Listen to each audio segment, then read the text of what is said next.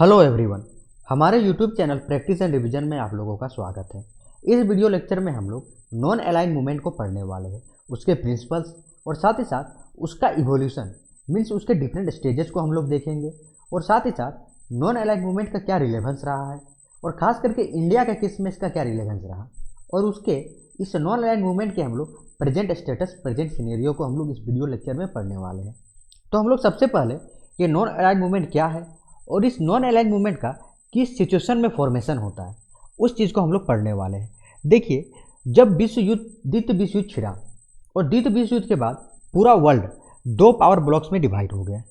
एक को USA United state of America lead कर रहा था एंड सेकेंड को यूएसएसआर लीड कर रहा था और उसमें से बहुत सारे इंडिपेंडेंट अफ्रीकन और एशियन कंट्रीज़ ने ये डिसाइड किया कि हम लोग किसी भी पावर ब्लॉक का हिस्सा नहीं रहेंगे। देखिए क्या लिखा हुआ है, the non align movement is an international organisation who do not want to be officially aligned with और against any major power blocs. समझ रहे? तो ये तो पहला केस हो गया। मीन्स पूरा विश्व बाइपोलर वर्ल्ड हो चुका था, दो भाग में डिवाइड हो चुका था, दो आइडियोलॉजीज में डिवाइड हो चुका था और उसी समय अफ्रीका एंड एशिया के बहुत सारे कंट्री, खास करके बहुत सारे इंडिपेंडेंट कंट्री जो कि नए नए डिकोलोनाइज हुए, उन्होंने नॉन अलाइन मूवमेंट एक मूवमेंट को क्रिएट किया, एक मूवमेंट को राइज किया जिसको नॉन अलाइन मूवमेंट कहते हैं। अब हम लोग समझते हैं कि ये नॉन अलाइन मूवमेंट का क्रिएशन किस तरह से होता है। देखिए, it was created by Yugoslavia के प्रेसिडेंट। सेकेंड देखिए, इंडिया के द्वारा, इंडिया के prime minister Jawaharlal Nehru, Egypt के president Nasser Gamal Nasser, Ghana and Indonesia. 5 countries का इसमें बहुत ही महत्वपूर्ण रोल था। आप फिर से नाम देख सकते हैं, यूगोस्लाविया, सेकेंड है Bharat, third one is Egypt, fourth Ghana and fifth Indonesia. ये 5 कंट्रीज़ के द्वारा ये इसका इनिशिएटिव लिया जाता है। आप समझ रहे हैं। लेकिन सवाल आपके सामने एक क्वेश्चन आ सकता है कि भारत ने आखिर इन पावर ब्लॉक्स को क्यों नहीं ज्वाइन किया। जो हमने कहा 2 पावर ब्लॉक्स यूएसए और यूएसएसआर, इन दोनों को क्यों ज्वाइन नहीं किया। एंड सेकेंड वन, उसने नाम को नॉन अलाइन मूवमेंट को क्यों सपोर्ट किया भारत ने। ये सवाल सबसे बड़ा सवाल है, सबसे मेजर सवाल है जो कि हमें समझना है। देखिए, भारत का सिनेरियो क्या था। भारत का सिनेरियो यह था कि भारत एक न्यूली इंडिपेंडेंट कंट्री बना था और भारत में पॉवर्टी बहुत ज़्यादा था, गरीबी था, भारत में इकोनॉमिक डेवलपमेंट बहुत कम था और साथ ही साथ आप समझ सकते हैं कि भारत अपने डिसीजन मेकिंग्स में अपने फ्रीडम को लूज नहीं करना चाहता था। यदि भारत इन दोनों में से किसी भी कंट्री की तरफ चला जाता, किसी भी कंट्री की तरफ टिल्ट होता, उसके आइडियोलॉजीज को सपोर्ट करता, तो एक तरह से उस कंट्री का इन्फ्लुएंस भारत पे बहुत ज़्यादा रहता। तो उस केस में भारत का आप सिनेरियो को समझिएगा तो आपको देखने को मिलेगा कि भारत अपना डिसीजन मेकिंग में फ्रीडम को लूज नहीं करना चाहता था और साथ ही साथ भारत में पॉवर्टी था, भारत में इकोनॉमिक डेवलपमेंट भी भारत में बहुत कम था और भारत को इकोनॉमिक डेवलपमेंट करना था। तो आप समझ सकते हैं कि भारत को इकोनॉमिक डेवलपमेंट करने के लिए उसको बहुत सारे प्रोग्राम्स की ज़रूरत थी, बहुत सारे प्लान्स की ज़रूरत थी और इन प्रोग्राम और प्लान्स को भारत किस तरह से इंप्लीमेंट कर सकता था। उसके लिए भारत को चाहिए था मनी कैसे आएगा, तो एड्स के द्वारा, फॉरेन एड्स के द्वारा भारत को मनी चाहता था। और भारत पॉलिटिकली किसी एक कंट्री पे, या तो चाहे वो यूएसए हो चाहे वो यूएसएसआर हो, इन दोनों में से किसी कंट्री पे पॉलिटिकली ओनली डिपेंडेंट नहीं रहना चाहता था। भारत चाहता था कि हमें दोनों से मीन्स एक तरह से एड मिले, हमें दोनों का सपोर्ट की ज़रूरत है, इसीलिए भारत किसी कंट्री की तरफ टिल्ट नहीं हुआ। आप समझ गए ना इस चीज़ को। और साथ ही साथ भारत इस दोनों वर्ल्ड से हेल्प चाहता था। ये तो पहला सिनेरियो हुआ। और दूसरा सिनेरियो समझिए, एक दूसरा एस्पेक्ट आप इसका समझ सकते हैं कि भारत का कल्चर को समझिए। तो भारत स्टार्टिंग से ही यूनिवर्सल ब्रदरहुड पे विश्वास करता था। किस पे विश्वास करता था? यूनिवर्सल ब्रदरहुड पे। और अगर आप यूनिवर्सल ब्रदरहुड पे विश्वास कर रहे हैं तो आप क्या उस तरह के फॉरेन पॉलिसी को सपोर्ट कीजिएगा? कभी आप नहीं सपोर्ट कर सकते जो कि पूरा विश्व को 2 भाग में डिवाइड करता है। ये कोल्ड वॉर क्या था? ये जो 2 आइडियोलॉजी था, यूएसए एंड यूएसएसआर, ये पूरे विश्व को 2 भाग में डिवाइड कर रहे थे, 2 ग्रुप्स में डिवाइड कर रहे थे, 2 अलायंस में डिवाइड कर रहे थे। और भारत का कल्चर था, भारत बिलीव्स करता है यूनिवर्सल ब्रदरहुड पे, तो इसीलिए भारत इन पावर ब्लॉक्स में से किसी पावर ब्लॉक में नहीं गया। और साथ ही साथ आप समझिए, उस समय बहुत सारे वेस्टर्न कंट्रीज थे जो कि इस पावर ब्लॉक्स में थे, इन दोनों पावर ब्लॉक्स में से किसी पावर ब्लॉक्स में थे और वे कॉलोनियलिज्म मीन्स कॉलोनी पावर, एक कॉलोनियल पावर था, और साथ ही साथ they practices racial apartheid. Racial apartheid means racial discrimination, जो कलर के आधार पे आप डिस्क्रिमिनेशन कर रहे हैं। तो भारत क्या है, भारत कहाँ से आज़ाद हुआ? भारत की अगर आप हिस्ट्री को देखें तो भारत भी तो एक तरह से ब्रिटेन का कॉलोनी था। तो क्या भारत उस तरह के कंट्रीज को सपोर्ट करेगा, उस तरह के पावर ब्लॉक्स को सपोर्ट करेगा जो कि बढ़ावा देता हो कॉलोनियल पावर को, जो कि बढ़ावा देता हो रेशियल एपर्थाइड को? नहीं। तो यही सारे बहुत सारे रीजन्स हैं, आप बहुत सारे रीजन्स को समराइज कर सकते हैं और आप कह सकते हैं कि इसीलिए भारत ने कोई पावर ब्लॉक को ज्वाइन नहीं किया और नॉन अलाइड मूवमेंट को उन्होंने ज्वाइन किया। और इसके आप फाउंडिंग मेंबर्स को देख सकते हैं। यूगोस्लाविया के आप प्रेसिडेंट को देखिए, टीटो, इंपॉर्टेंट है, आप नाम याद रख सकते हैं। इंडिया के prime minister Jawaharlal Nehru, Egypt के प्रेसिडेंट गामल नासिर, घाना के फर्स्ट प्रेसिडेंट अब यहाँ देखिए क्या है, नक्रुमा, एंड साथ ही साथ इंडोनेशिया के फर्स्ट प्रेसिडेंट सुकरानो। ये सभी ने इनिशिएटिव लिया और एक तरह से नॉन अलाइन्ड मूवमेंट का फॉर्मेशन हुआ। हम इसके एक एक चीज़ों को हम लोग धीरे धीरे देखने वाले हैं। यहाँ पे देखिए, all 5 leaders believe that developing country should not help either the western और eastern blocs in the cold war. They also believe that developing country should not be capitalist और कम्युनिस्ट। कैपिटलिस्ट मीन्स क्या हुआ, capitalist ideology को united state of America support कर रहा था, and इस communist या सोशलिस्ट आइडियोलॉजी को यूएसएसआर सपोर्ट कर रहा था। तो भारत ने एक डिफरेंट वे अपनाया, इन सभी कंट्रीज ने एक डिफरेंट वे अपनाया एंड नॉन अलाइड मूवमेंट को इन्होंने क्रिएट किया। आप लोग इतना अभी तक समझ चुके होंगे। अब हम लोग समझते हैं कि इस नॉन अलाइड मूवमेंट का फॉर्मेशन और कौन कौन से कॉन्फ्रेंस के द्वारा इस नॉन अलाइड मूवमेंट का फॉर्मेशन किया जाता है। तो समझिए, ये बांडुंग, ये इंडोनेशिया का प्लेस है। यहाँ पे 1955 में एशिया अफ्रीका कॉन्फ्रेंस ऑर्गेनाइज किया जाता है। एशिया अफ्रीका कॉन्फ्रेंस ऑर्गेनाइज किया जाता है, जहाँ पे एशिया और अफ्रीका के बहुत सारे कंट्रीज आके इस मीटिंग को अटेंड करते हैं, इस कॉन्फ्रेंस को अटेंड करते हैं। और इस कॉन्फ्रेंस में 10 प्रिंसिपल ऑफ बांडुंग को रिलीज किया जाता है। मैंने क्या बताया, 10 प्रिंसिपल्स ऑफ बांडुंग को रिलीज किया जाता है। और इसी 10 प्रिंसिपल ऑफ बांडुंग को 1961 में बेलग्रेड कॉन्फ्रेंस, जो कि यूगोस्लाविया में हुआ, वहाँ पे इसको एक तरह से एक्सेप्ट किया जाता है। आप समझ गए? तो पहला चीज़ हुआ कि बांडुंग कॉन्फ्रेंस आपको याद रखना है, एंड सेकेंड वन आपको बेलग्रेड कॉन्फ्रेंस याद रखना है। और इस बांडुंग कॉन्फ्रेंस में 10 प्रिंसिपल्स ऑफ बांडुंग को एक तरह से रिलीज किया जाता है। और इस 10 प्रिंसिपल्स ऑफ बांडुंग को बेलग्रेड कॉन्फ्रेंस में, बेलग्रेड कॉन्फ्रेंस जो कि यूगोस्लाविया में हुआ था, वहाँ पे उसको एक्सेप्ट किया जाता है। आप यहाँ पे बांडुंग के 10 प्रिंसिपल्स को देख सकते हैं। बहुत सारे प्रिंसिपल्स हैं, लेकिन मैं आप लोगों को कुछ इंपॉर्टेंट प्रिंसिपल्स, इस नॉन अलाइन्ड मूवमेंट कुछ इंपॉर्टेंट प्रिंसिपल्स को मैं आप लोगों को हाईलाइट कराना चाहता हूँ। देखिए, ये नॉन अलाइन्ड मूवमेंट के कुछ इंपॉर्टेंट प्रिंसिपल्स हैं। सबसे पहला कि सेल्फ डिटर्मिनेशन। क्या मैंने बताया? Self determination. Self determination means जो भी कंट्रीज है, जो भी डेवलपिंग कंट्रीज है और जो भी नॉन अलाइन्ड मूवमेंट के कंट्रीज है, वे सेल्फ डिटर्मिनेशन को प्रमोट करेंगे। मीन्स ये हर एक कंट्रीज के सॉवरेनिटी को रेस्पेक्ट करेंगे। समझ रहे हैं ना?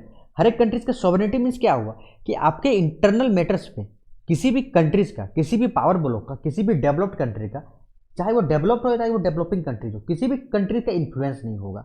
ये तो हो गया सेल्फ डिटर्मिनेशन। और साथ ही साथ नेशनल इंडिपेंडेंस को, मीन्स आप इंडिपेंडेंट होंगे, आप फ्रीडम होंगे, आप अपने डिसीजन लेने में फ्री होंगे। और साथ ही साथ ये जो भी नॉन अलाइनमेंट मूवमेंट है के जो आप मेंबर्स है, वे किसी भी तरह के मिलिट्री अलायंस में पार्टिसिपेट नहीं करेंगे। ठीक है? ये मैंने बताया ना, 2 पावर ब्लॉक्स, ये क्या एक तरह से मिलिट्री अलायंस थे। इसका मिलिट्री अलायंस नाटो था, इसका मिलिट्री अलायंस वार्सो था। ठीक है? यूनाइटेड स्टेट ऑफ अमेरिका का मिलिट्री अलायंस को नाटो कहते हैं। और साथ ही साथ ये जो यूएसएसआर के मिलिट्री अलायंस को हम लोग वार्सो कहते हैं, WARSO, वार्सो। ये किसी भी तरह के मिलिट्री अलायंस में पार्टिसिपेट नहीं करेंगे। और साथ ही साथ ये नॉन अलाइन मूवमेंट्स के कंट्रीज कलर डिस्क्रिमिनेशन के खिलाफ, जिसको कहते हैं एपार्थाइड के खिलाफ, वे एक तरह से फाइट करेंगे। और इंटरनेशनल इंस्टीट्यूशंस को डीप डेमोक्रेटाइज करने के लिए, इंटरनेशनल इंस्टीट्यूशंस को डेमोक्रेटाइज करने के लिए ये कंट्रीज एक तरह से उसमें रिफॉर्म्स लाएंगे। जैसे यूनाइटेड नेशंस में ये रिफॉर्म्स लाने की बात करते हैं। और साथ ही साथ कहते हैं कि डेमोक्रेटाइज करने का मतलब क्या हुआ, इंटरनेशनल एक तरह से आप इंस्टीट्यूशंस को अगर आप डेमोक्रेटाइज करना चाहते हैं, मीन्स आप एक ऐसा ग्लोबल वर्ल्ड के ऑर्डर को आप इस्टेब्लिश करना चाहते हैं जहाँ पे रूल बेस्ड ऑर्डर हो। आप समझ गए? और साथ ही साथ सोशियो इकोनॉमिक डेवलपमेंट को इनको प्रमोट करना था। तो मैंने आपको बताया क्या क्या, एक तो सेल्फ डिटर्मिनेशन बताया, आप सॉवरेन हो, साथ ही साथ किसी तरह के मिलिट्री अलायंस में आप पार्टिसिपेट नहीं करोगे। थर्ड वन कि आप एपार्थाइड के खिलाफ, कलर डिस्क्रिमिनेशन के खिलाफ आप लोग फाइट करोगे, और इंटरनेशनल इंस्टीट्यूशंस को क्या करना है, हमें डेमोक्रेटाइज करना है, हमें एक rule based global world order को प्रमोट करना है, यूनाइटेड नेशंस सिक्योरिटी काउंसिल्स में हमें रिफॉर्म्स लाना है, और साथ ही साथ सोशियो इकोनॉमिक डेवलपमेंट हमें करना है। तो आप इस चीज़ को समझ गए होंगे, इतना चीज़ को, कि इस नॉन अलाइड मूवमेंट्स के क्या क्या प्रिंसिपल्स रहे। अब हम लोग आगे आते हैं और हम लोग evolution of non aligned movement, इसके डिफरेंट स्टेजेस को हम लोग समझने की कोशिश करेंगे। देखिए मैंने आपको क्या बताया, सबसे पहले बताया कि एक तो बांडुंग कॉन्फ्रेंस मैंने बताया आपको, ये होता है, एंड सेकेंड वन मैंने आपको बेलग्रेड कॉन्फ्रेंस बताया जो कि 1961 में होता है। और 1961 में इस बेलग्रेड कॉन्फ्रेंस में का थीम क्या था, इस थीम को समझिए, मैं यहाँ थीम को लिख रहा हूँ, stay away from military blocks. Means आप स्टे रहेंगे, आप दूर रहेंगे मिलिट्री ब्लॉक से, ये इसका थीम रहता है। मीन्स आपको, मैंने आपको क्या बताया, मैंने आपको प्रिंसिपल्स में भी बताया कि बेलग्रेड कॉन्फ्रेंस का और इस नॉन अलाइड मूवमेंट का क्या प्रिंसिपल था। जितने प्रिंसिपल्स है उसमें से एक प्रिंसिपल्स था कि आप किसी भी तरह के मिलिट्री अलायंस के साथ आप अटैच नहीं रहेंगे, और यही बेलग्रेड कॉन्फ्रेंस का थीम था। और साथ ही साथ इसमें बहुत सारे बात किया जाता है, जैसे कि यूनाइटेड नेशन को स्ट्रेंथ करना है और एक न्यू वर्ल्ड ऑर्डर को स्टेब्लिश करना है, जहाँ पे सभी को इक्वलिटी हो, जहाँ पे रेस्पेक्ट मिले, सभी को इक्वल रेस्पेक्ट मिले, चाहे वो डेवलपिंग कंट्री हो, चाहे वो डेवलप्ड कंट्री हो, चाहे वो कितना ही बड़ा पावर क्यों ना हो यूएसए और यूएसआर की तरह, और चाहे वो कितना ही छोटा कंट्री क्यों ना हो, सभी को बराबर इक्वलिटी मिले, सभी को बराबर रेस्पेक्ट मिले। ये इस नॉन अलाइंड मूवमेंट का मेन थीम था, मेन ऑब्जेक्टिव्स था। अब इसके इवोल्यूशंस को देखते हैं और हम लोग इसके डिफरेंट स्टेजेस को देखेंगे। फर्स्ट स्टेज, मैं पहला स्टेज की बात कर रहा हूँ, इसका फर्स्ट स्टेज को आप 1960 टू 1970 मीन 60s के समय से 1970s के समय तक आप ले सकते हैं। देखिए इस दौरान इस नॉन अलाइंड मूवमेंट का क्या एजेंडा है, इस एजेंडा को हम लोग सबसे पहले समझते हैं। इस समय इनका एजेंडा रहता है कि हमें रेशियलिज्म और साथ ही साथ कॉलोनियलिज्म के खिलाफ हमें फाइट करना है। एंटी रेशियलिज्म एंड एंटी कॉलोनियलिज्म इसका एजेंडा रहता है। और इस एजेंडा में ये आप समझिएगा, ये दौरान ये नॉन अलाइंड मूवमेंट का सबसे मोस्ट सक्सेसफुल डिकेड रहता है, बहुत सारे अफ्रीकन कंट्रीज को डीकोलोनाइज किया जाता है। और आप समझ सकते हैं कि इस नॉन अलाइंड मूवमेंट अगर आप आज तक का अगर सबसे सक्सेसफुल डिकेड्स की बात करें तो ये 1960 टू 1970 का समय रहता है। सेकेंड स्टेज आप देखिए तो 1970s टू 1980s का रहता है। इस दौरान अब समझिए इन्होंने एंटी रेशियलिज्म एंड एंटी कॉलोनियलिज्म के खिलाफ उन्होंने एक तरह से एक थीम रखा। अब इनका क्या थीम रहेगा, अब इनका थीम रहेगा कि अब हमें डेवलपमेंट करना है, ठीक है। और इसके लिए इन्होंने एक तरह से आप समझिए तो यूनाइटेड नेशन में इन्होंने NIEO, इसको फुल फॉर्म है new international economic order, Algiers summit, मैं समिट का भी नाम लिख रहा हूँ, अल्जीयर समिट। ये अल्जीयर समिट 1973 में होता है। और 1973 में एशियन और अफ्रीकन कंट्रीज, जितने भी एशियन और अफ्रीकन कंट्रीज है, वो अर्ग करते हैं कि हमें एक इंटरनेशनल इकोनॉमिक सिस्टम को बनाना है जो कि एक तरह से कॉलोनियल मॉडल पे बेस हो, कॉलोनियलिज्म को नहीं बढ़ावा देना लेकिन कॉलोनियल मॉडल पे बेस हो। और साथ ही साथ इस अल्जीयर समिट में न्यू इंटरनेशनल इकोनॉमिक ऑर्डर को इस्टेब्लिश करने की बात किया जाता है, डिमांड किया जाता है कि एक नया इंटरनेशनल इकोनॉमिक ऑर्डर हमें इस्टेब्लिश करना है। एंड 1975 में यूनाइटेड नेशन के सिक्स्थ स्पेशल सेशन में new international economic order NIEO को डिक्लेयर किया जाता है। तो आप समझ सकते हैं। लेकिन ये अगर आप दौरान देखें, ये अगर टाइम पीरियड देखें तो 1970s टू 1980s का ये पीरियड इतना सक्सेसफुल नहीं रहता है। क्यों, आप इस समझ को समझिए। अगर आप देखिएगा तो 1970, 1980s, 1990 ये जो 2 डिकेड्स है, ये जो 20 साल है, ये एक तरह से कोल्ड वॉर बहुत ही पीक पे था। और उस समय आप समझिए कि अगर आप बात कीजिएगा कि इकोनॉमिक डेवलपमेंट का, तो उस समय कोई सुनने वाला नहीं था। आर्म रेस बहुत ही तेज़ी से बढ़ रहा था, सभी अपने एक तरह से न्यूक्लियर वेपन्स को एक तरह से मॉडर्नाइज कर रहे थे और इकोनॉमिक डेवलपमेंट की तरफ किसी भी कंट्री का ध्यान नहीं था। और उस समय ये नॉन अलाइंड मूवमेंट के कंट्रीज एक न्यू इंटरनेशनल इकोनॉमिक ऑर्डर को स्टेब्लिश करने की बात कर रहे थे। एक रिजोल्यूशन भी यूनाइटेड नेशन में बताया आपने 6 स्पेशल सेशन में 1975 में उन्होंने पास किया, लेकिन उतना उन्हें सक्सेसफुल नहीं मिलता। अब हम लोग थर्ड स्टेजेस देखते हैं। थर्ड स्टेज है 1980s टू 1990s, ये 10 साल के हम लोग देखते हैं। तो इस 10 साल में इनका एजेंडा रहता है डिसआर्मामेंट का, जितने भी न्यूक्लियर वेपन्स है उनका डिसआर्मामेंट किया जाए। और इसके लिए इंडिया के उस समय के president Rajiv Gandhi United Nation General Assembly में राजीव गांधी एक्शन प्लान लेके आते हैं, जिसका मेन एजेंडा था कंप्लीट डिसआर्मामेंट का। लेकिन आप समझ सकते हैं ऐसा कुछ होता नहीं है, और ये भी एक तरह से अनसक्सेसफुल यह मान सकते हैं, इस दौरान भी इतना सक्सेसफुल नहीं होता। एंड एट लास्टली अब हम लोग 90s के पीरियड में चलाते हैं। 90s में क्या हुआ कि 1990 में आपको पता है कि यूएसएसआर का इंटीग्रेशन हो जाता है, डिसइंटीग्रेशन हो जाता है। एंड अब आप समझिए, बहुत सारे स्कॉलर्स ये कहते हैं कि जब यूएसएसआर का जब एक तरह से डिसइंटीग्रेशन हो जा रहा है तो ओनली वन सुपर पावर बचता है, और वो सुपर पावर क्या था? उस सुपर पावर का नाम था United state of America. And इस नॉन अलाइंड मूवमेंट का क्या तर्क था? इस नॉन अलाइंड मूवमेंट का तर्क था कि न हमें यूएसए की तरफ जाना है, न हमें यूएसएसआर की तरफ जाना है। हमें मीन्स इन दोनों पावर ब्लॉक्स में से किसी की तरफ नहीं जाना है, हमें इनके किसी भी मिलिट्री अलायंस में पार्टिसिपेट नहीं करना है। इस नॉन अलाइंड मूवमेंट का मेन उद्देश्य था। लेकिन जब ये पावर ब्लॉक्स ही नहीं रहा, जब ये 2 पावर ब्लॉक्स ही नहीं रहा, और इसमें से एक पावर ब्लॉक्स का एक तरह से सुपर पावर की तरह इमर्ज होता है यूनाइटेड स्टेट ऑफ अमेरिका का, तो क्या ये नॉन अलाइंड मूवमेंट, क्या ये नाम एजेंडा लेस नहीं हो गया? आप बता सकते हैं इनके पास अब क्या एजेंडा रहा? कोई एजेंडा रहा? कोई एजेंडा नहीं रहा।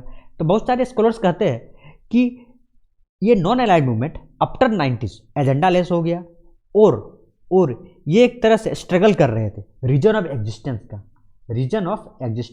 कि इनका एग्जिस्टेंस क्यों है भाई आज के समय में, इनका एग्जिस्टेंस क्यों है? ये एक बहुत ही बड़ा क्वेश्चन हमारे पास आ गया था। और यहाँ तक कि आप तो विश्व की बात छोड़ दीजिए, जो इसके फाउंडिंग मेंबर्स थे उसमें से इजिप्ट ने सजेस्ट किया कि इस नाम को अब एक तरह से ख़त्म कर देना चाहिए, क्योंकि हमने पढ़ा था कि इजिप्ट इसके एक में से फाउंडिंग मेंबर्स में से था। लेकिन इजिप्ट ने सजेस्ट किया कि इस नॉन अलाइंड मूवमेंट, इस नाम को अब ख़त्म कर देना चाहिए, क्योंकि अब हमारा कुछ एजेंडा ही नहीं रहा, अब हमारा रीजन ऑफ एग्जिस्टेंस क्या है। लेकिन जितने भी नाम कंट्रीज है सभी ने एक तरह से मिलके इस नॉन अलाइंड मूवमेंट को, इस नाम को उन्होंने रीओरिएंट किया। और आप समझिए उस समय के पीएम हमारे कौन थे? नरसिम्हा राव।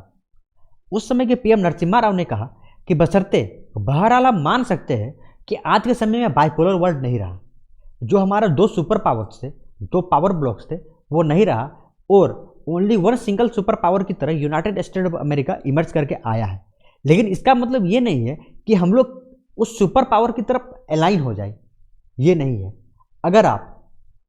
अगर आप नॉन अलाइन मूवमेंट इस नाम को अगर आप ट्रेस कीजिएगा, तो रीजन ऑफ एग्जिस्टेंस की जो बात हो रही है आज के समय में कि कोल्ड वार जैसे ही इंड होता है तो एक तरह से अब क्या इसका एग्जिस्टेंस रहा, ये पूरी तरह से गलत है। क्यों गलत है?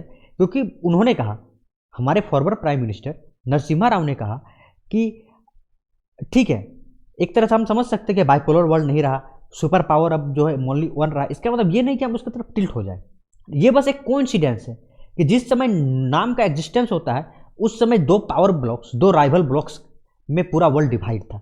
ये बहरहाल एक कोइंसिडेंस था, और इसी के रीजन से हमने मिलिट्री पावर ब्लॉक्स का हमने अपोजिशन किया। ये हमारा सोल पर्पस नहीं है। नॉन अलाइन मूवमेंट का ये सोल पर्पस कभी नहीं रहा है कि उनका मेन पर्पस ये नहीं रहा है कि हमें बस यही हमारा पर्पस है कि हम जो है इस मिलिट्री ब्लॉक्स को अपोज करें। नहीं, ये हमारा नहीं रहा। हमारा एजेंडा कुछ और है, और हमारा एजेंडा क्या है? हमारा एजेंडा है कि हमें इक्वलिटी क्रिएट करना है, क्योंकि उन्होंने कहा था ना कि इक्वलिटी हमें क्रिएट करना है। हमें साउथ कोऑपरेशन का, हमें एक तरह से साउथ कोऑपरेशन को हमें बढ़ाना है। साउथ कोऑपरेशन क्या होता है समझिए। अब अगर थोड़ा सा आपने ज्योग्राफी पढ़ा होगा तो ज्योग्राफी में आपको देखने को मिलेगा, मैं यहाँ पे बता रहा हूँ, ये अगर पूरा वर्ल्ड है और ये अगर इक्वेटर लाइन है, इक्वेटर लाइन से के नीचे आपको साउथर्न हेमिस्फीयर मिलेगा और ऊपर आपको नॉर्थर्न हेमिस्फीयर मिलेगा।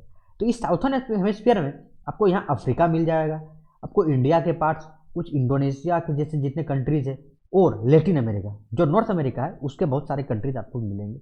मीन्स इनका मेन उद्देश्य ये जो साउथ के कंट्रीज है, क्योंकि ये साउथ कंट्रीज जो ये अंडर डेवलप्ड कंट्रीज थे, तो इनका एक तरह से इनके बीच कोऑपरेशन को बढ़ावा देना इस नॉन अलाइंड मूवमेंट का मेन उद्देश्य रहा है।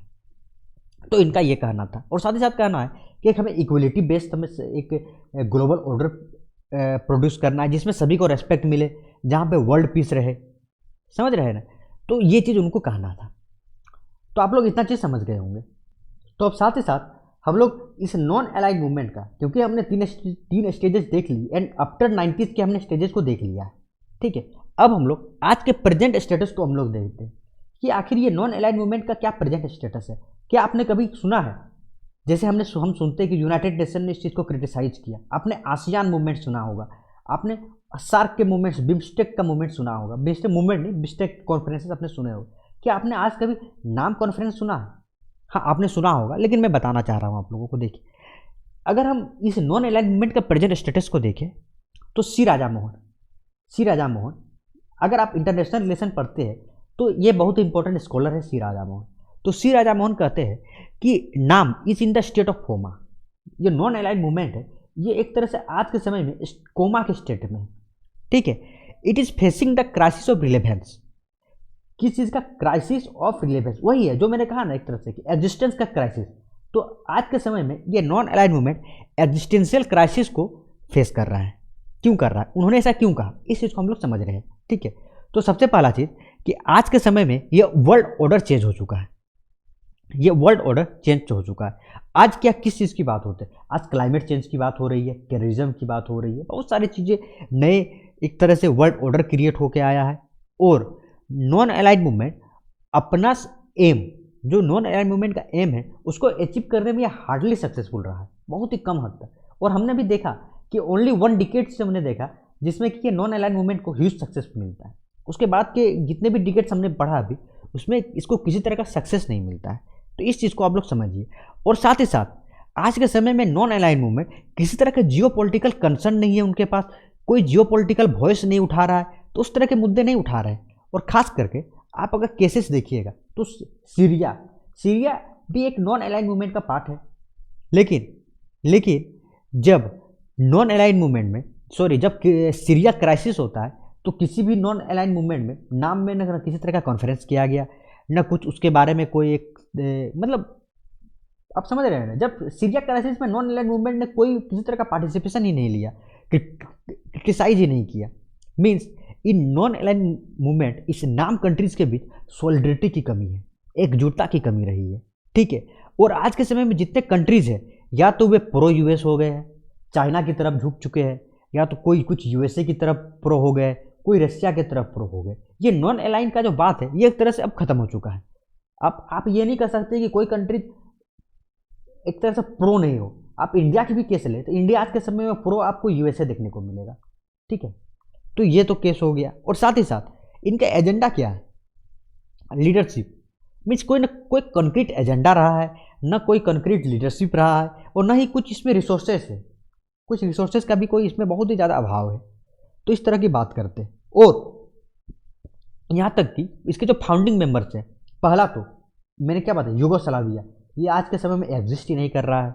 सेकंड, इजिप्ट, मैंने बताया कि इजिप्ट 1990s में ही कह चुका था कि अब हमें नॉन अलाइंड मूवमेंट नाम को अब हमें ख़त्म कर देना चाहिए, तो ये भी इंटरेस्टेड नहीं रहा। इंडिया भी इंटरेस्टेड नहीं रहा। इंडिया इंटरेस्टेड क्यों नहीं रहा आप समझिए, क्योंकि इंडिया आज के समय में यूएसए की तरफ एक तरह से क्लोज जा रहा है। और यूएसए कभी भी, आप अगर यूएसए की हिस्ट्री को देखें तो यूएसए कभी भी नॉन अलाइंड मूवमेंट को लाइक नहीं करता है। नाम को उसने कभी भी लाइक नहीं किया। उन्होंने इस नाम को, यूएसए ने इस नाम को यूएसएसआर का बी टीम कहा। यूएसए ने इस नाम को यूएसएसआर का बी टीम भी कहा। तो आप समझ सकते हैं। और साथ ही साथ जब रिसेंटली आपको पता होगा वेनेजुएला में जब नॉन अलाइंड मूवमेंट का मीटिंग्स होता है, हर 3 ईयर्स में इसका एक मीटिंग, एक कॉन्फ्रेंस इसका ऑर्गेनाइज किया जाता है। तो जब वेनेजुएला में जब इसका मीटिंग कॉन्फ्रेंस किया गया तो हमारे पीएम नरेंद्र मोदी भी नहीं गए, हमारे कोई मिनिस्टर्स भी नहीं गए, समझ रहे हैं। तो आप समझ सकते हैं, बल्कि ऑन बिहाफ ऑफ डिप्लोमेट्स को भेजा गया। तो आप आज के समय में इंडिया का आप ये समझ सकते हैं प्रायोरिटी, कि उनका क्या प्रायोरिटी रहा इस नॉन अलाइंड मूवमेंट में आज के समय में। और इसीलिए सी राजा मोहन कहते हैं कि NAM is in the state of coma. It is facing the crisis of relevance. आप समझ रहे हैं।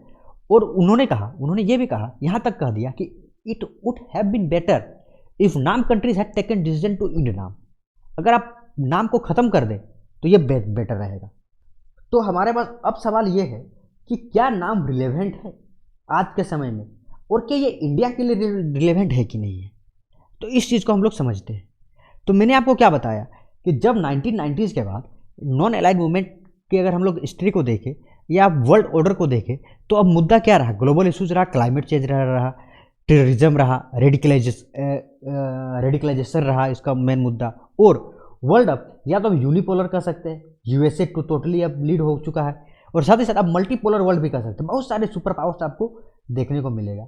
एंड अगर आप कोविड-19 ये कोविड के बाद के पोस्ट इरा को देखें तो हमें कोल्ड वार 2.0 हमें देखने को मिलेगा। किसकी भी, एक तरफ यूनाइटेड स्टेट ऑफ अमेरिका है और एक तरफ चाइना है, और इनके बीच आप समझ सकते हैं कोल्ड वार का माहौल आप धीरे धीरे बनता जा रहा है। तो इस सिचुएशन में आप समझ सकते हैं कि आज के कंडीशन में आप देखें तो मैं कुछ चीज़ें बताने की कोशिश कर रहा हूँ कि क्या रिलेवेंस है एज एन ग्रुप नाम का। तो सबसे पहला कि नाम स्टार्टिंग से जो भी अंडर डेवलप्ड कंट्रीज़ है, जो भी डेवलपिंग कंट्रीज़ है, और साउथ कोऑपरेशन को हमेशा प्रमोट करता रहा है, और थर्ड वर्ल्ड कंट्रीज़ के इंटरेस्ट की बात करता है, पहली चीज़। सेकेंड वन कि जो भी यूनाइटेड नेशन के सस्टेनेबल डेवलपमेंट गोल्स हैं, जो भी MDG है, मिलियनर डेवलपमेंट गोल है, इन सभी में नॉन अलाइड नाम का कमिटमेंट हमेशा से ज़्यादा रहा है। और साथ ही साथ इस नाम ने यूनाइटेड नेशन के स्ट्रक्चरल चेंज में बहुत ही ज़्यादा रिफॉर्म्स की बात की है, पावर डायनेमिक्स की बात की है।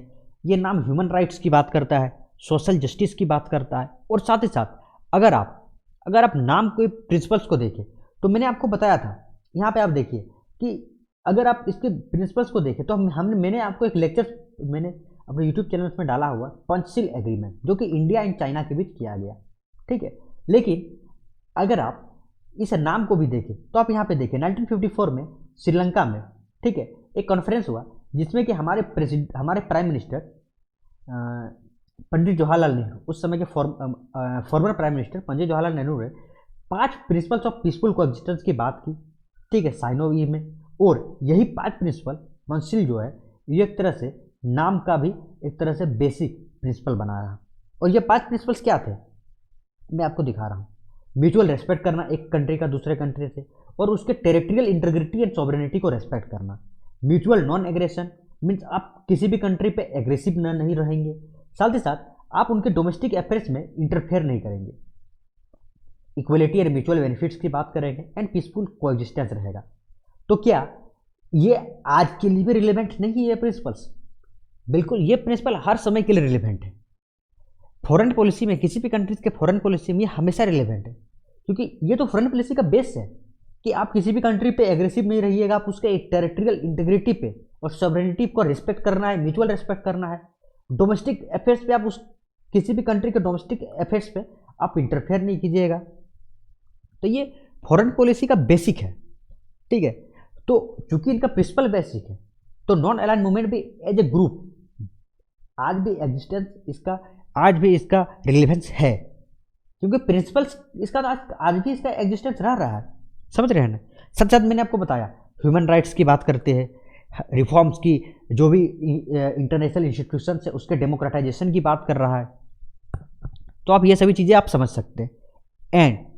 एंड सबसे बड़ा सवाल है कि क्या नॉन अलाइन्ड मूवमेंट आज इंडिया के केस में रिलेवेंट करता है कि नहीं, और क्या इंडिया इसका प्रेजेंट गवर्नमेंट का मैंने आपको केसेस बता दिया अभी कि जो present government lead Narendra Modi रहा या लीड बीजेपी, उसका क्या स्टेटस है कि आज के समय में सिर्फ इस गवर्नमेंट का नहीं, मैं इंडिया की बात कर रहा हूँ। आप मनमोहन सिंह का भी समय ले लीजिए, यूपीए का भी समय ले लीजिए, यहाँ पे आप देखने को मिलेगा कि इंडिया यूएसए की तरफ थोड़ा ज़्यादा टिल्ट है।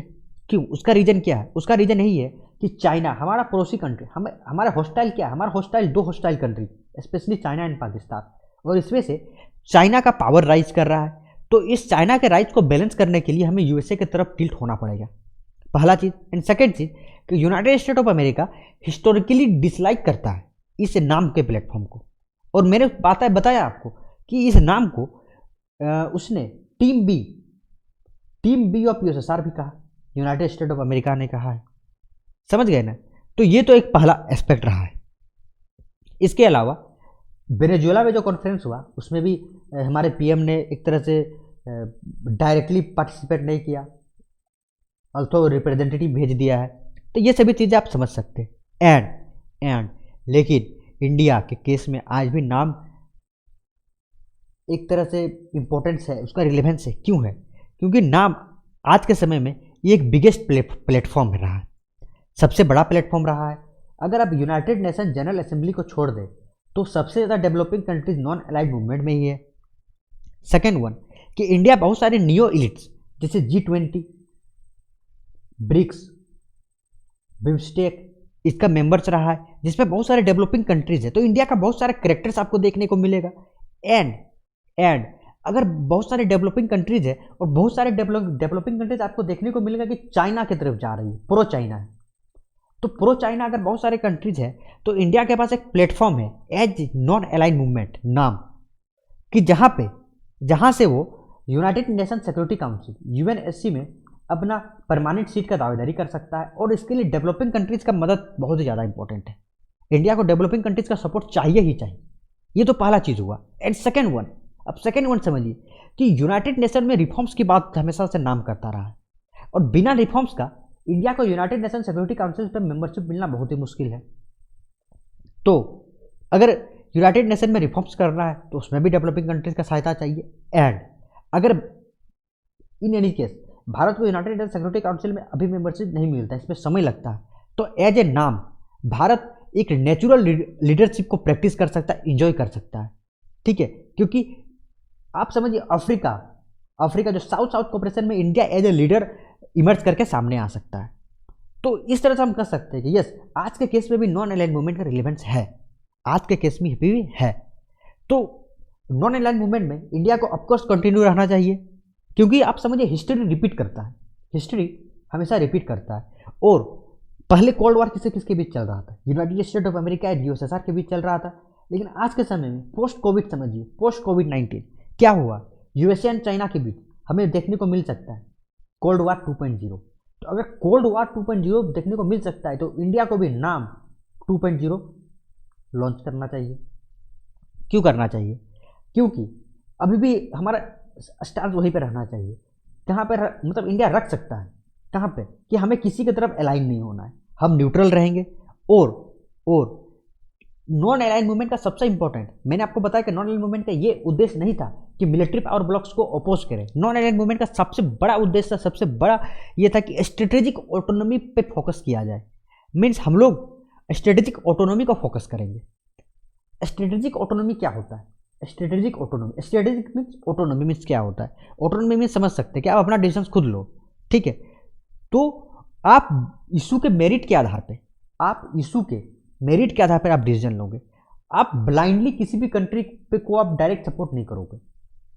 जिस तरह का इशू रहेगा, आप अपने नेशनल इंटरेस्ट को देख के, इशू ऑफ मेरिट को देख के आप अपना डिसीजन लेना ही स्ट्रेटेजिक ऑटोनॉमी कहलाता है। तो ये स्टार्टिंग से नॉन अलाइड मूवमेंट के कंट्रीज का, खास करके इंडिया का स्टांस रहा है।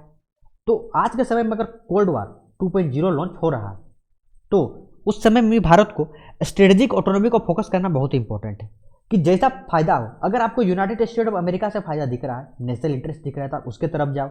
लेकिन अगर यूएसए मना करे भारत को कि आप यूएसएसआर से S-400 मत खरीदो, और अगर इंडिया का इंटरेस्ट इससे फुलफिल हो रहा है तो भारत S-400 खरीदेगा, और भारत ने खरीदा। इसी को स्ट्रेटेजिक ऑटोनॉमी कहा जाता है।